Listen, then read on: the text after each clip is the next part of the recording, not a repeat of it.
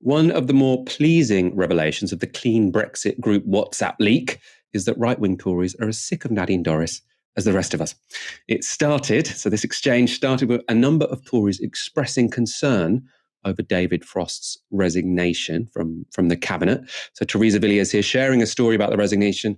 Very worrying that Lord Frost has gone. Andrew Bridgen, worrying. It's a disaster. Lord Frost was concerned about the policy direction of the government. So are most of the Conservative backbenchers. Marcus Fish chimed in and called Frost a hero. Geoffrey Clifton Brown described the resignation as a hammer blow to Boris.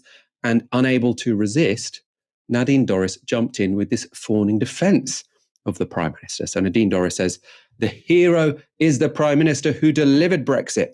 I'm aware, as someone said today, that regicide is in the DNA of the Conservative Party, but a bit of loyalty to the person who won an 83 majority and delivered Brexit wouldn't go amiss. At that point, living up to his I think he's probably a self-identified hard man as opposed to a genuine one, Steve Baker stepped in and threw her out of the group. So it says Steve Baker removed Nadine Dorries. And then he says, enough is enough. And you get silence for 9 minutes in this group, which apparently has upwards of 100 Tory MPs. And Andrew Bridgen comes in and says, about time, thanks, Steve. And then you get an emoji of Steve Baker.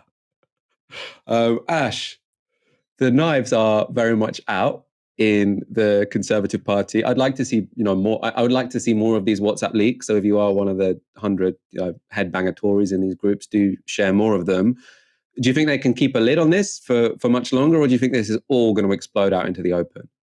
I mean, the thing is that no one in the electorate wants to defenestrate Boris Johnson over the fact that he's too much tax and spend. So if there are going to be moves against Boris Johnson, it will have to be using a different political pretext. Now, this drip of images of Boris Johnson and others breaking lockdown rules, that's a part of it. It's an assault on his moral authority. Another might be looking towards the hospitalization and death rates into the new year and really nailing him as the person who's mismanaged the coronavirus pandemic from the start. Now, these are hard lines for, the sort of Clean Brexit Now group to take because they are all instinctively very anti-lockdown, but that does sort of serve as a useful, and morally virtuous reason to, chuck Boris Johnson out the moving car and install someone else in his place.